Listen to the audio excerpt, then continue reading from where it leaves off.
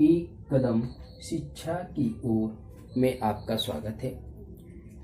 Students, यह दिसंबर का महीना एक ऐसा महीना होता है जिसमें आपके जो सिलेबस पूरा हो चुके हैं उस सिलेबस के टेस्ट होते हैं, एग्जाम होते हैं, परीक्षा होते हैं।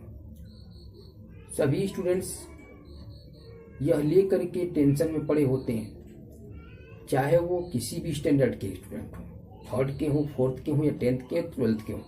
प्री बोर्ड से लेकर के सारी बोर्ड्स की एग्जाम इसी में आती हैं। टेस्ट पेपर्स आ जाते हैं, टेस्ट के एग्जाम से स्टार्ट हो जाते हैं। और आप एग्जाम चाहे वो किसी का भी हो, चाहे बच्चों का हो या बड़ों का हो, छोटे लेवल का हो, बड़े लेवल का हो, सब अपने एग्जाम को लेकर के टेंशन में होते हैं कि किस प्रकार से हमारा अच्छा से अच्छा नंबर आए, अच्छे से अच्छे रैंक्स आए, क्या करें, किस प्रकार की तैयारी करें जिससे हमको सब क्वेश्चन आसानी से सॉल्व हो जाए। आइए उसका ट्रिक बताते हैं।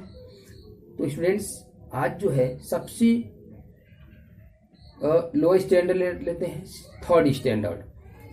थर्ड स्टैंडर्ड के बच्चों को आप सोचेंगे कि क्लास थर्ड स्टैंडर्ड के बच्चों के लिए भी क्या टफ होता है।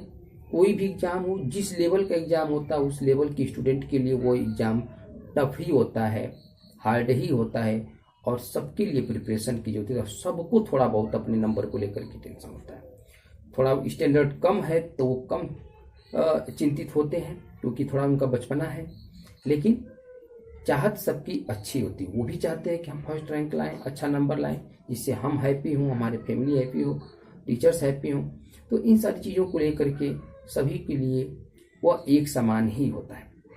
आइए स्टूडेंट्स, बात करते हैं क्लास थर्ड स्टैंडर्ड के स्टूडेंट के लिए क्या प्रॉब्लम्स आती हैं, किस प्रकार की प्रिपरेशन कराया जाए, उनके गार्जियन, उनके एल्डर्स किस प्रकार से उनके प्रिपरेशन में हेल्प करें, किस प्रकार से तैयारी करें, क्या चीज़ें तैयार कराएंगे कि उनके लिए वो एग्ज़ाम बहुत आसान हो जाएगा। स्टूडेंट्स, आइए हम आपसे बात करते हैं क्लास थर्ड स्टैंडर्ड में एग्ज़ाम प्रिपरेशन। एग्ज़ाम प्रिपरेशन का मतलब होता है परीक्षा की तैयारी। अब देखिए परीक्षा की तैयारी कैसे करेंगे।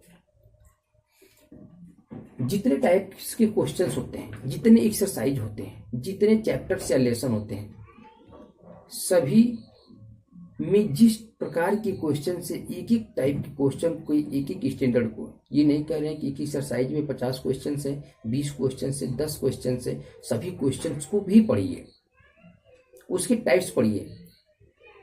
फर्स्ट क्वेश्चंस में ऐड है तो ऐड करने के लिए अगर एक क्वेश्चन को ऐड अच्छी तरह से आपको आ गया तो जितने भी ऐड्स हैं सब आपके लिए इजी हो जाएंगे। एक क्वेश्चन सब्जेक्ट अगर अच्छा से आ गया समझ करके तो समझ लीजिए जितने भी सब्ट्रैक्ट हैं सब वही मेथड यूज होता है। मल्टीप्लिकेशन आ गया, सब में मल्टीप्लिकेशन का एक ही मेथड होता है। डिवीजन आ गया, सब में डिवीजन के एक ही मेथड होते हैं। अगर आप बात करें बेसिक्स लेवल से लेकर के हायर लेवल तक, ऐड, सब्ट्रैक्ट, मल्टीप्लिकेशन, डिवीजन, ये ही ज़्यादा मैथ्स में देखने के लिए बेस होता है। फिर हम टेंशन क्यों होते हैं, अगर यदि हमें सेकेंड लेवल या थर्ड लेवल तक ही हमको ऐड आ जाता है, सब्ट्रैक्ट आ जाता है, मल्टीप्लिकेशन, डिवीजन आ जाते हैं, तो फिर हमको टेंशन किस बात की जब हमको सब कुछ आ रहा है। आगे चल कर के क्या क्वेश्चंस में प्रॉब्लम आती है? प्रॉब्लम आती है क्वेश्चंस को समझना। जब ये सब कुछ आपके बेस स्ट्रांग हो जाते हैं उसके बाद क्या होता है, क्वेश्चंस को समझने में प्रॉब्लम आती है।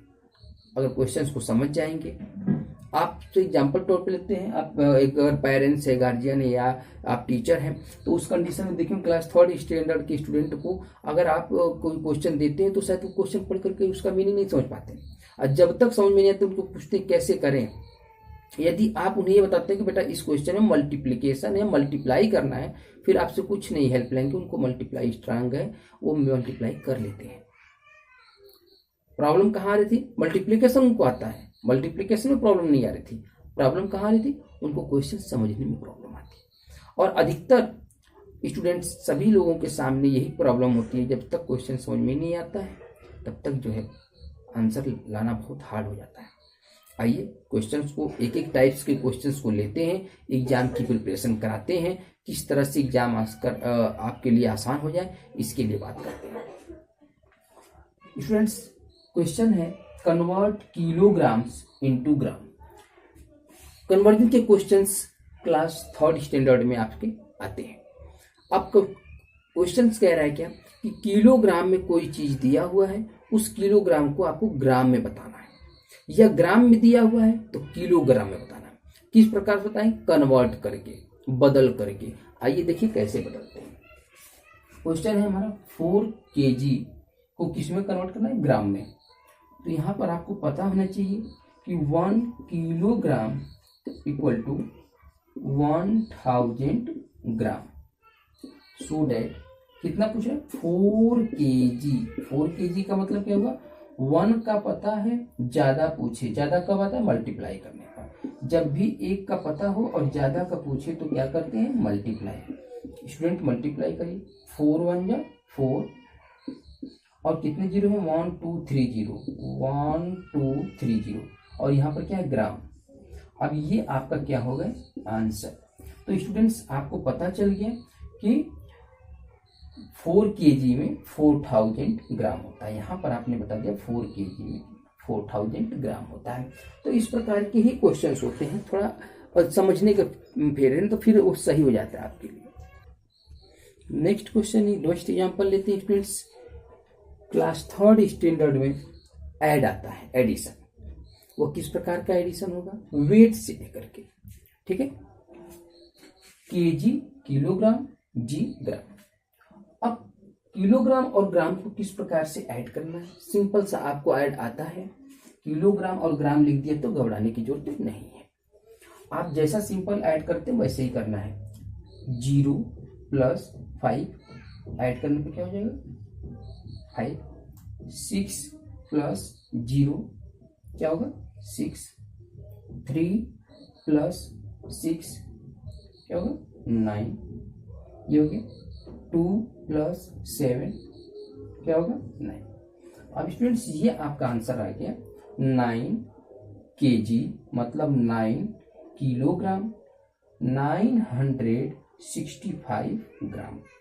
तो इस तरह से आपका आंसर होगा। चाहे आप चाहे तो इसको पढ़ने के तरीके अलग भी कर सकते हैं। 9 किलोग्राम 965 ग्राम, ऐसे भी राइट आप कर सकते हैं। तो ये आपका क्या आ गया? आंसर। तो इस प्रकार की क्वेश्चंस आपको आते हैं, लेकिन आप इसको जो है समझ। स्टूडेंट्स, एग्जाम प्रिपरेशन में हमने आपको अभी भी बताया है कि जितने टाइप्स के क्वेश्चन हैं उन क्वेश्चन को एक एक क्वेश्चन अगर आपका स्ट्रांग हो जाए, कि टाइप के मेथड आपकी स्ट्रांग हो जाए, तो वो क्वेश्चंस या वो एग्जाम आपके लिए बहुत ही जो है खुशियां देने वाला हो जाएगा, अच्छे मार्क्स देने वाला हो, जिससे आप खुश होंगे, हैप्पी होंगे। आइए फ्रेंड्स, अभी आपने देखा है कि कन्वर्जन के क्वेश्चंस किस प्रकार से कन्वर्ट करते हैं वो देखे अभी। उसके बाद एडिशन देखे हैं क्लास 3rd स्टैंडर्ड के। अब हम आपको बताएंगे क्लास 3rd स्टैंडर्ड में अगला प्रकार का, नेक्स्ट प्रकार का कौन सा क्वेश्चन आता है? Arrange in column. कॉलम में अरेंज करना। कॉलम क्या होता है स्टूडेंट्स? वर्टिकल में ये क्या है?